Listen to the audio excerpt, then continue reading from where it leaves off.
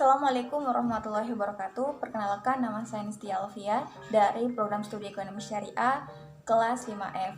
Jadi kali ini saya akan memaparkan atau menjelaskan sedikit mengenai pengantar dari manajemen proyek.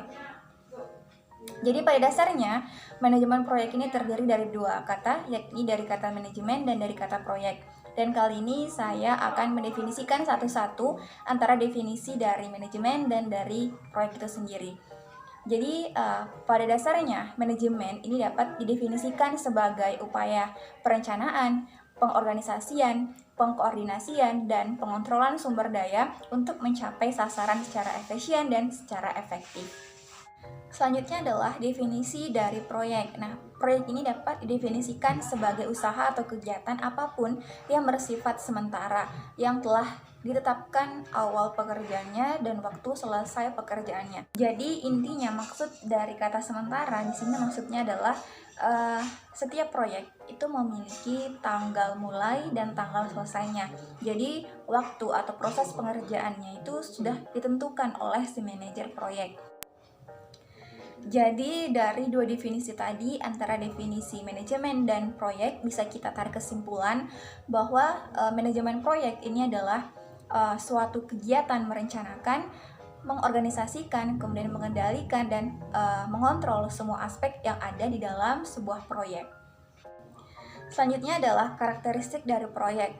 Jadi pada umumnya sebuah proyek itu memiliki karakteristik. Nah, karakteristik proyek itu ada 4 diantaranya. Yang pertama waktu, yang kedua sumber daya, yang ketiga alat, yang keempat adalah tim. Jadi yang pertama waktu. Nah, proyek itu memiliki timeline atau garis waktu yang pasti dengan titik awal dan titik akhir yang terukur. Kemudian yang kedua adalah sumber daya. Sebuah proyek itu memiliki sumber daya seperti modal dan tenaga kerja yang sifatnya terbatas. Kemudian yang ketiga adalah alat-alat atau tools. Jadi sebuah proyek itu pasti memiliki atau menggunakan alat-alat yang canggih dan dengan teknik yang khusus untuk manajemen proyeknya.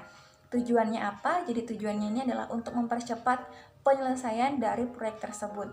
Kemudian yang keempat adalah tim. Jadi tim ini adalah kumpulan anggota-anggota yang menjalankan tugasnya masing-masing. Nah, setiap proyek pasti selalu tidak berjalan dengan mulus atau tidak berjalan sesuai dengan rencana. Pasti di setiap proyek ada kendala atau ada kegagalan yang terjadi. Nah, di sini saya akan membahas 3 kendala atau kegagalan utama yang saling ketergantungan dalam suatu proyek. Di antaranya itu ada waktu, biaya, dan lingkup. Yang pertama adalah waktu. Nah, kenapa waktu bisa menyebabkan proyek gagal? Karena dalam sebuah proyek itu ada jangka waktu yang telah ditentukan agar nantinya proyek tersebut dapat terselesaikan dengan baik. Nah, kegagalan proyek ini biasanya disebabkan karena sumber daya atau kurangnya tenaga kerja untuk menjalankan proyek tersebut. Nah, kegagalan tersebut itu biasanya dapat berakibat buruk atau berakibat fatal bagi organisasi. Organisasi bisa saja mendapat teguran dari pelanggan atau bisa menurunkan tingkat kepercayaan para pelanggan terhadap organisasi tersebut. Kemudian yang kedua adalah biaya. Nah, kenapa biaya bisa menjadi kendala atau kegagalan utama dalam sebuah proyek?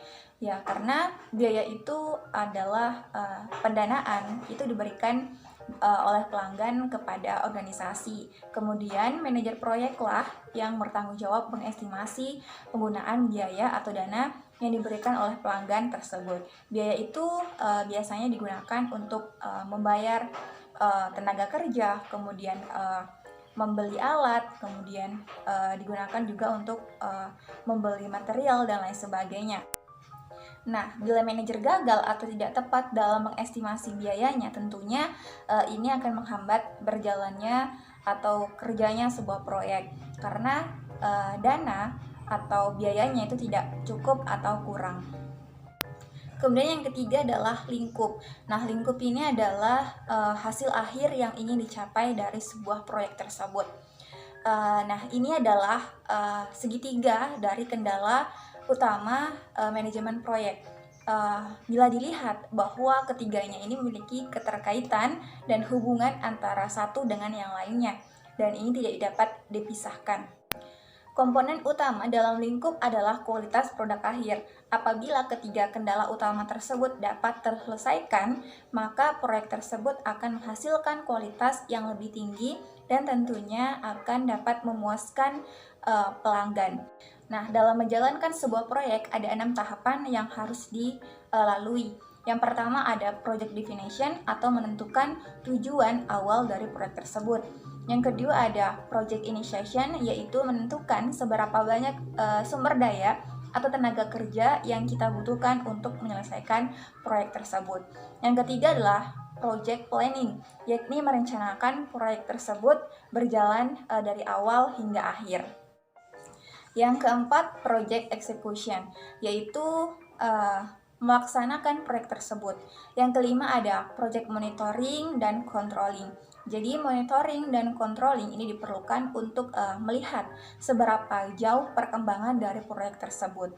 Apakah proyek tersebut sudah berjalan dengan baik atau berjalan sesuai dengan perencanaan dari awal atau tidak. Kemudian yang terakhir adalah project closure. Jadi project closure ini di mana organisasi menerima hasil akhir dari proyek dan menghentikan semua kegiatan sumber daya di dalam sebuah proyek tersebut. Artinya bahwa project closure ini adalah menutup semua kegiatan yang dilakukan dalam proyek tersebut. Itulah tadi hasil penjelasan saya secara singkat mengenai pengantar dari manajemen proyek. Semoga bermanfaat untuk kita semua.